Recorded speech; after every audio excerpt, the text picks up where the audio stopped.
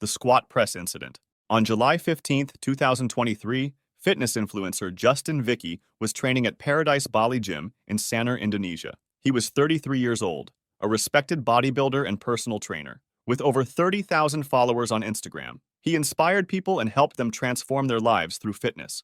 Around noon, Vicky was attempting a squat press, a heavy one, with about 460 pounds on his shoulders. He'd done heavy squats before, posted videos of them, even called the squat exercise dangerous as hell in a video just days earlier, but he kept pushing. Vicky positioned himself with the loaded barbell. A spotter stood directly behind him. Another colleague stood nearby.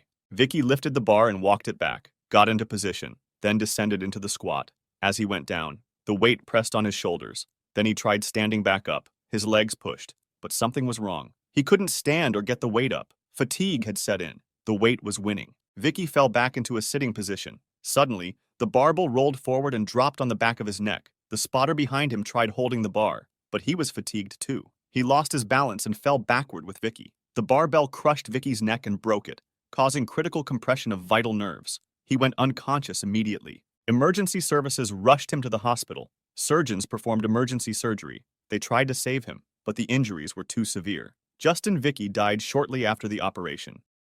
The bench press tragedy. On October 3, 2017, late one night, a 20-year-old student Wang Zongren was at the gym at Ampang Jaya in Selangor, Malaysia. He was a fitness enthusiast and a part-time real estate agent. Around 8 p.m. that day, Wang visited the gym. He was alone, training by himself. Wang was doing bench presses, had loaded about 238 pounds onto the barbell, not an extreme weight for an experienced lifter, but heavy enough to be dangerous without a spotter. He knew that. Everyone knows that. But he was training alone anyway. Wang lay back on the bench, lifted the bar off the rack, lowered it to his chest, then pressed. The reps were going fine. Then all of a sudden, fatigue set in. On one rep, he couldn't get the bar back up. The barbell came down on his chest. He tried pushing it off, but 238 pounds was too heavy. He was trapped, the bar pressing on him, making it hard to breathe and impossible to escape. There was nobody there to help, nobody to lift the bar off him. He struggled under the weight, trying to breathe, but the bar kept pressing down. His strength was fading. Time passed, and eventually, Wang stopped struggling. He stopped breathing. The weight had won. Hours later, his friend found him, still on the bench with the barbell across his neck and chest. He'd been dead for hours. The treadmill window incident. On June 18, 2024, an Indonesian woman was working out on a treadmill at a gym. The gym was located on the upper floor of a building in Pontianak, West Kalimantan, Indonesia. Had large windows, good views, popular place. She was in the middle of her run, steady pace, nothing extreme, just cardio. At 1 p.m., while exercising on a treadmill, a freaking accident happened. She took a quick break to wipe her face. All of a sudden, she lost her balance and stumbled. Behind the treadmill, about 24 inches away, was a window, a large window that was left open. The impact caused her body to move backward.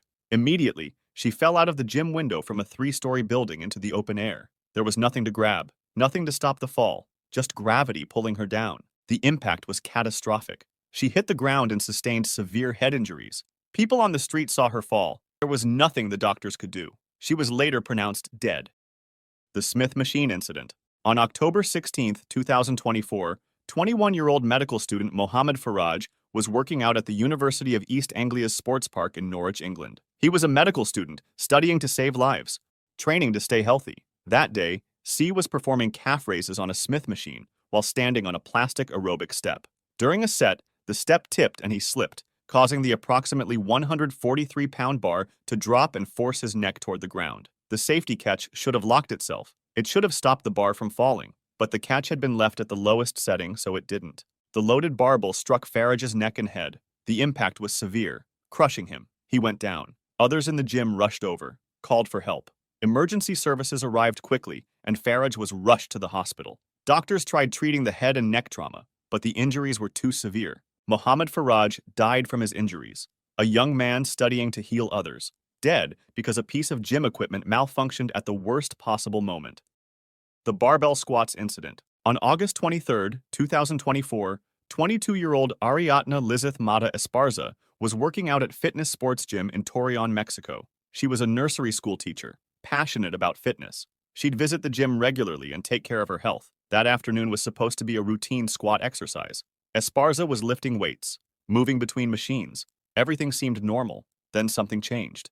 Esparza suddenly felt off. She collapsed right there on the gym floor. Just went down. Her body hit the floor hard. People rushed over immediately, called her name and tried getting a response. But Esparza wasn't responding. Although the specific details of her workout are unknown, it is evident that something went tragically wrong during her barbell squats. Paramedics arrived promptly and took over the resuscitation efforts. But despite their efforts, she was pronounced dead at the scene. The cause was later revealed to be anoxemia.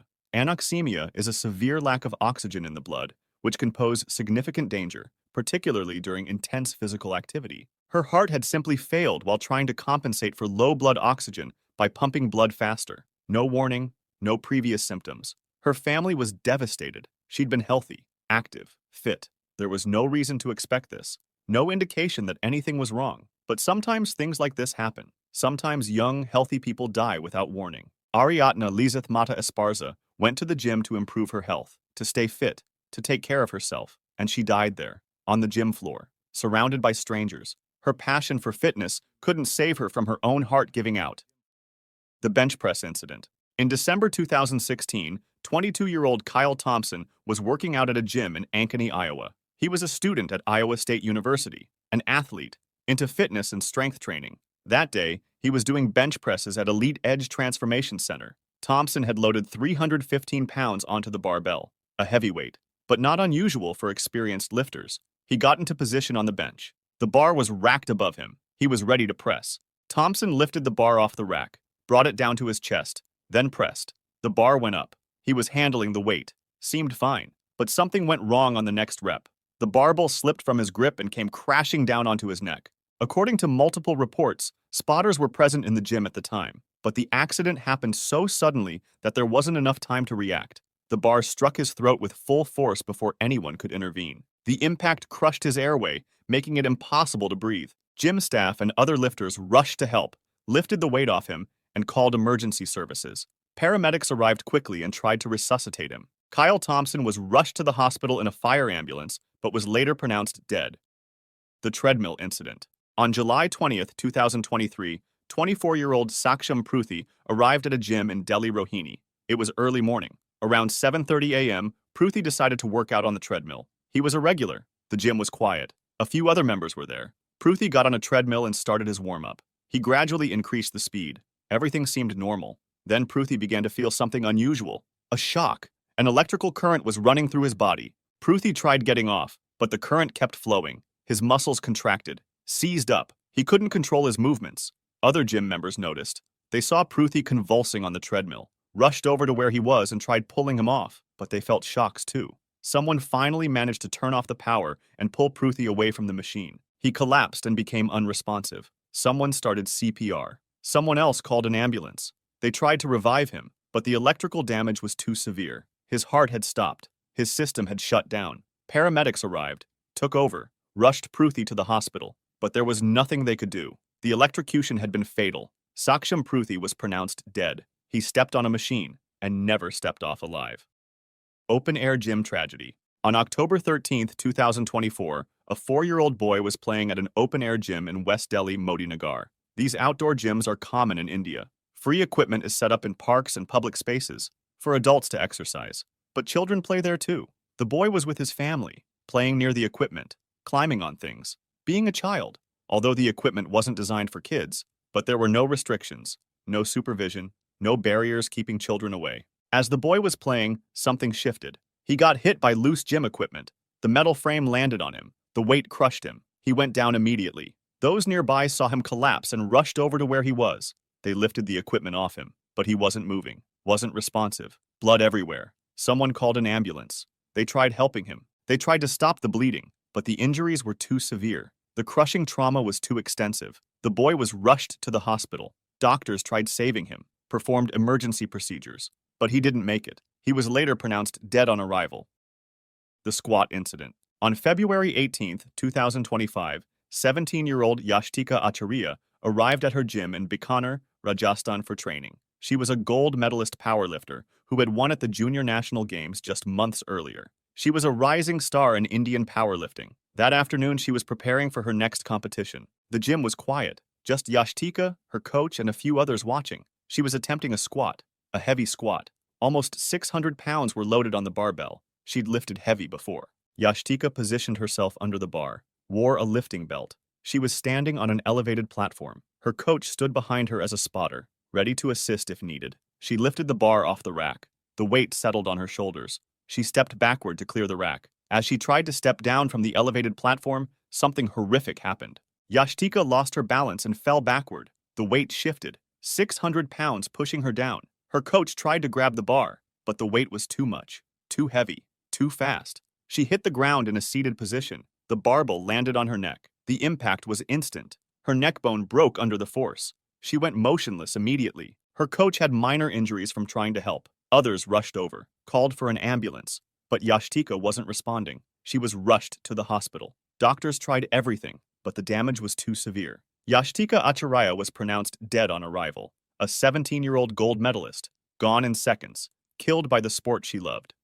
The Homegym Tragedy. In September 2023, 60-year-old Carl Hughes, a lifelong gym enthusiast from Ross-on-Sea in North Wales, began another workout in his home gym, something he'd done countless times before. Hughes was a retired catering assistant and had spent years training in his flat. He had the full setup in his bedroom, including a bench and weights, and lifting was a core part of his routine. That afternoon, he was alone at home. He loaded his barbell with roughly 132 pounds, a manageable weight for his experience. He lay back on the bench, gripped the bar, and began his set. But something went wrong. The exact cause is unknown. It's impossible to determine if it was fatigue, a slipped grip, or a muscle giving out. The bar came down, and he couldn't push it back up. It dropped onto his chest and neck, trapping him under its weight. He fought to lift it or roll it off, but 132 pounds pressing across his throat was unforgiving. There was no one there to help. He lived alone. Minutes passed. The bar didn't move. Hughes's strength faded. His breathing slowed, until finally, he went still. He died of asphyxiation, pinned by the weight he'd spent a lifetime mastering. 2 days later, around September 9th, 2023, neighbors who hadn't seen him grew concerned when his newspapers piled up. One neighbor, Philip Colligan, entered the unlocked flat. When he opened the bedroom door, he found Hughes still on the bench, the barbell resting across his neck, the scene frozen in silence. An inquest later concluded his death was an accident. Carl Hughes died doing what he loved, but he died alone. If you'd like to see more stories like this, make sure to subscribe and feel free to drop suggestions for the next video in the comments.